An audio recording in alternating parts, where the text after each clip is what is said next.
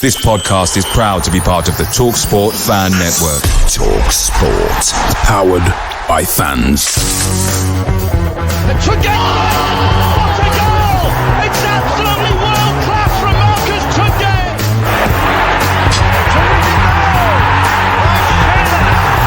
Johnson puts it in the air. Aidan Flynn wins the goal!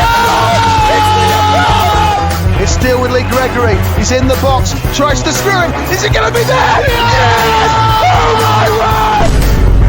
The Wednesday Week!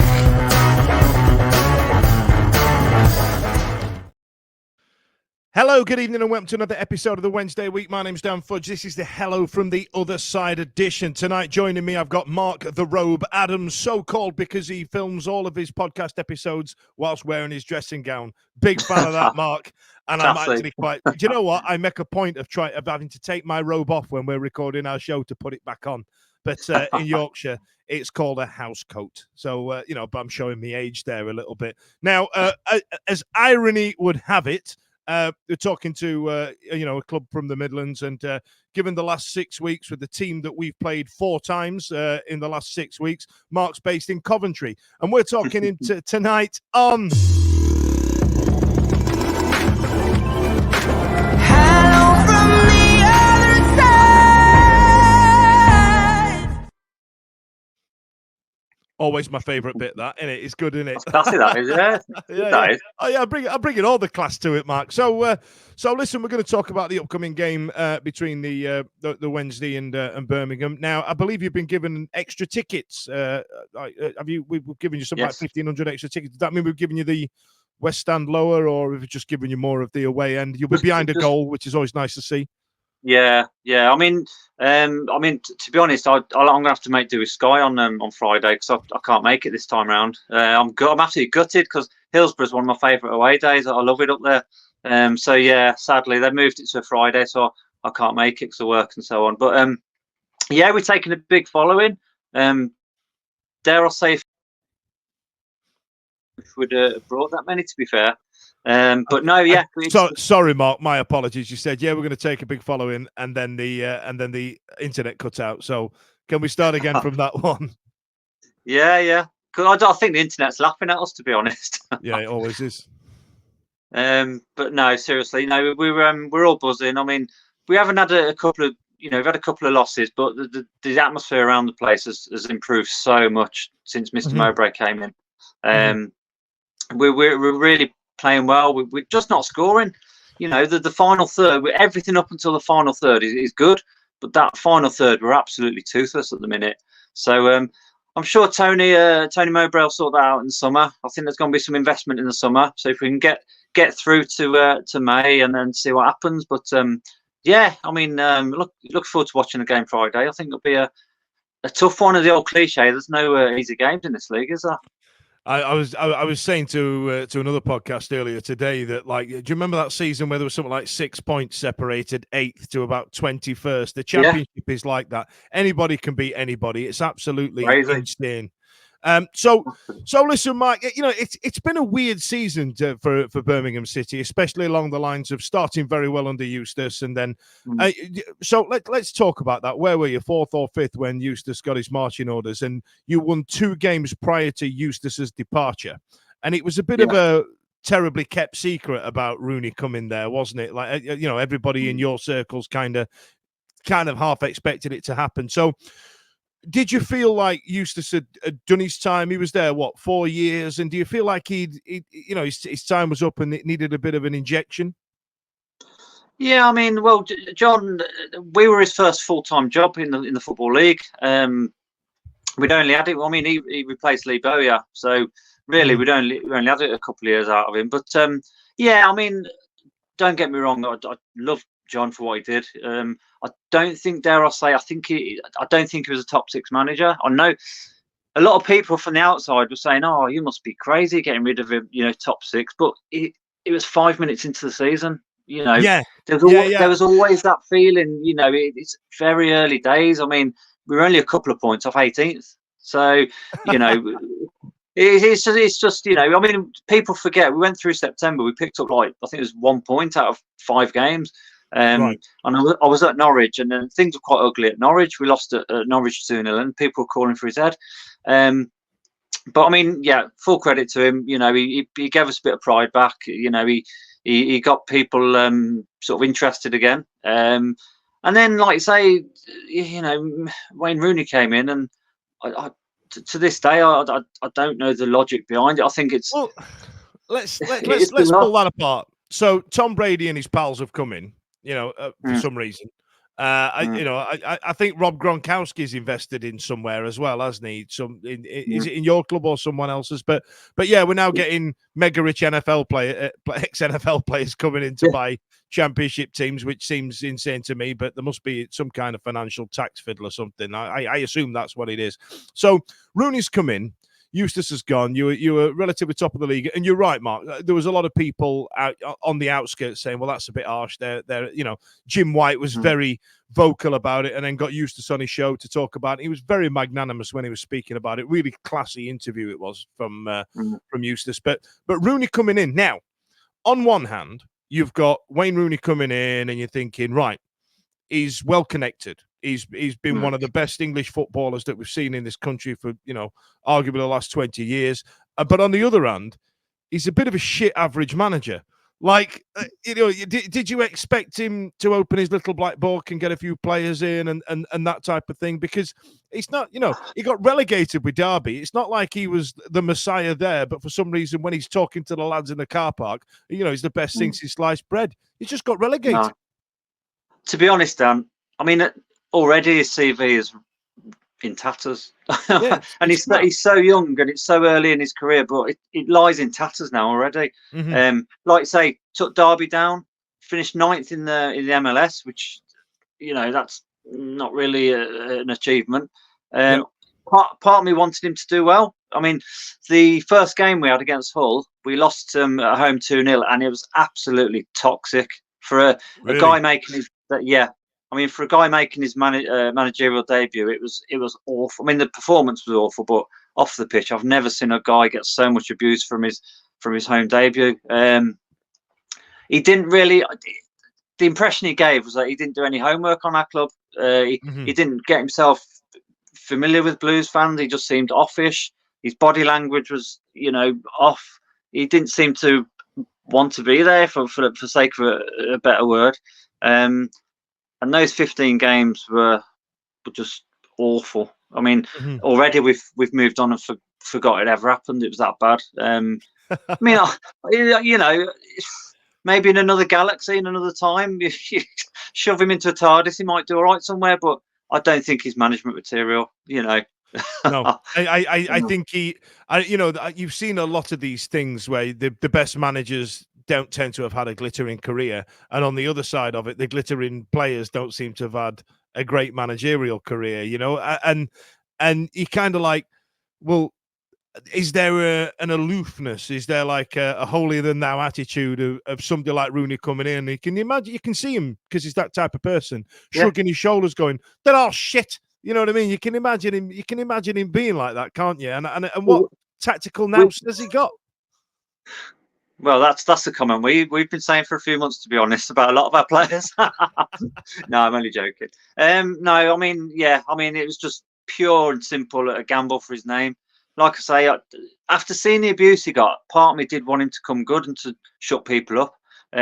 But it didn't happen. It never looked like happening. It just got worse and worse and worse, and it was. Could you see a philosophy trying to creep in there? Could you see what he was trying to achieve? Because I can imagine under Eustace quite pragmatic football, and then Rooney wanting to put his stamp on that.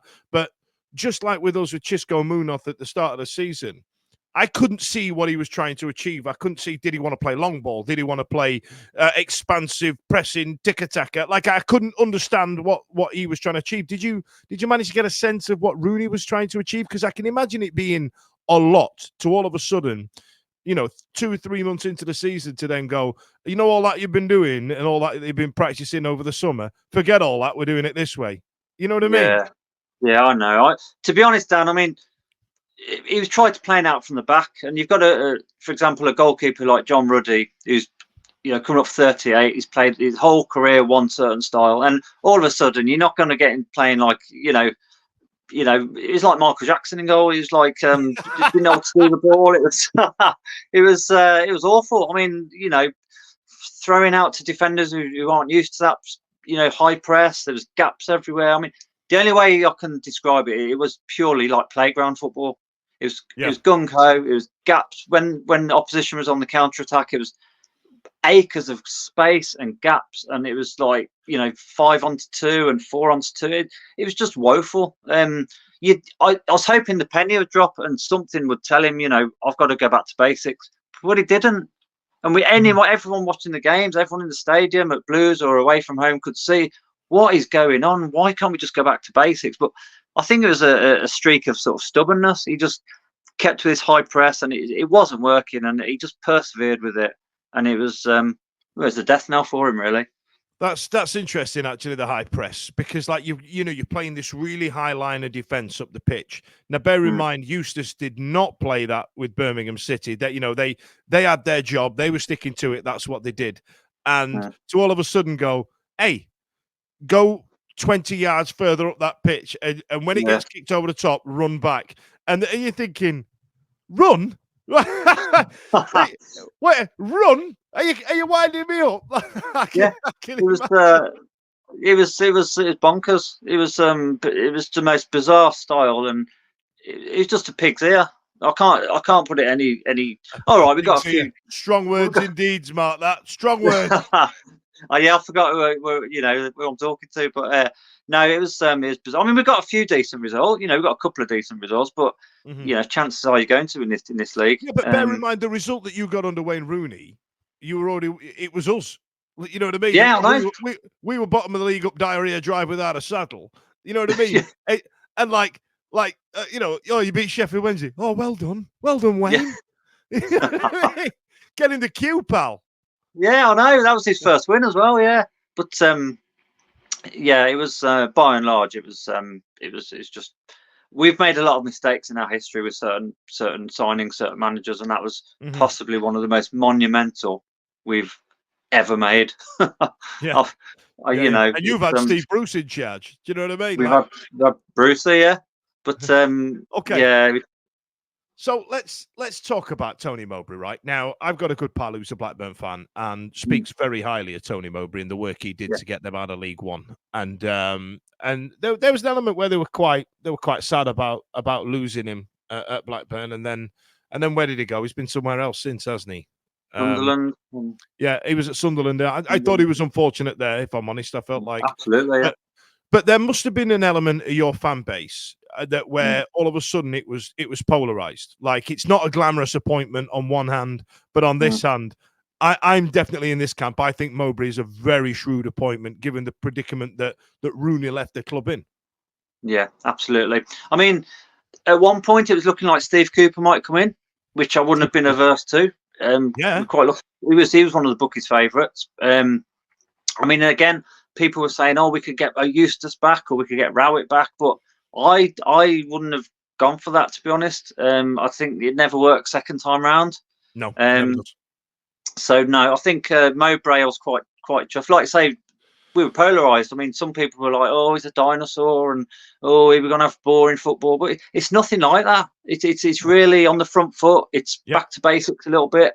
He mixes it up, and it's good to watch. It's good. All right, the last couple of results have been with losses, but Saturday against the Albion, we more or less dominated. I know we ended up losing 1-0, sucker punch really, but yeah, it's enjoyable. It's not a chore anymore. Put it that way. It's not a chore. Games are looking forward to them again. So that's a nice place to be. Now, given your predicament in the league, I said predicament in the league. I'd love to be where you are. Now, you guys are what, 18th in the league. I mean, you're not staring relegation in the face. Is that a genuine concern from your end? Because when you look at the rest of the teams, you must look down at people like ourselves, Rotherham, QPR, Huddersfield, and you're thinking, we're not at that level. We're not down there with those guys. I mean, we look at the other teams around us thinking we shouldn't be down here. You know what I mean? What are we doing in this gang? It's not fun, is it? No. No, I mean, you can never rest on your laurels. I mean, to be honest, you can never rest on your laurels. And then I know the cushion's been sort of halved a little bit because it was 7 points. It's gone down to 4. And the weird thing is we've actually gone up a place. We've gone up to like 19th despite losing on Saturday, which is, it's bittersweet. But I don't think I fear a relegation battle anymore, if I'm honest. I know you can never say never, but I think we'll be okay. I mean, mid-table is success for us. I mean, it might sound boring to a lot of people, but after the car crash, yeah, mid-table is success all day long. We're fed up with existing. We've just finished, around about 17th for the last God knows how many seasons, and it's getting boring. So yeah, we've got some big games coming up. At least starting with Friday.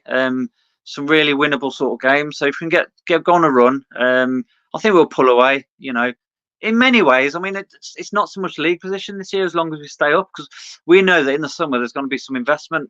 Yeah. It won't be mega millions, but we will be okay with financial fair play and all the rest of it, and we will be able to strengthen. So yeah, get to May, and I'd take 14th, 15th. That'll do me. I'd take 20th if I'm honest. I bet you would. I bet you would. So let's talk about Friday then. Let's talk about the upcoming game. I mean, you've got the leader of the Birmingham City fan club in the middle of our centre midfield. He loves playing Birmingham. He loves Birmingham. I know you're going to say. Well, I was just doing half an hour with your colleague Craig on your show, and he got referred to as the man who should not be named. So, so Craig said that about me. So we've got Wee Barry in the middle of the park, and he does love a game against Birmingham. He especially one for the cameras and all. So he's going to be a turn up for the Bucks. But is there anybody we should be keeping an eye out on? We've got a few, yeah. I mean, start, for example, Jay Stansfield up front. I mean, we've got him on loan from Fulham. I don't think for a minute we'll be able to keep hold of him, but he's a right live wire. He's at the centre of most of our attacks, to be honest, and you've really got to watch Jay, because he's, he can go out wide and collect the ball. He can create stuff. Our defence are going to have a right laugh. Yeah, I know. You got to watch out for probably little Miyoshi as well, our little Japanese international. He's another clever little player. He played well against us the last time round. Is that the geezer? Yes, that's right. Yeah.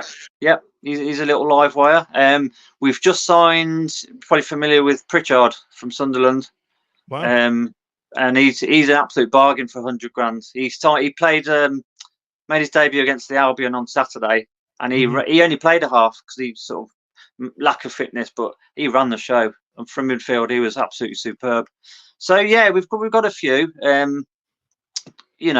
Jordan James, he scored against you guys back in November. He's coming on strong in midfield as well. We've actually got competition for places, which we haven't had for a few weeks. So people like Scott Hogan, he'll be lucky to be on the bench. But a few months back, he was our main. One of our main threats, if you like. But it's a nice position to be in, to be fair. So yeah, absolutely. Yeah. So go on then. I'm going to trouble you for a score prediction. Then, what do you think it's going to be? How do you feel it's going to go? I think it's going to be closer than a lot of people outside of our two clubs think. If I'm honest, I think if we play like we did against West Brom and we did against Leicester in the Cup, I think we'll scrape it.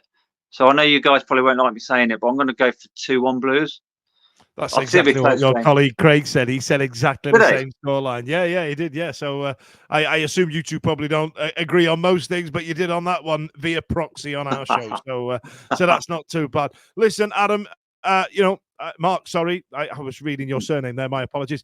Mark, I thank you very much for joining us this evening. And, let's hope it's a good ding-dong battle on Friday. See you later.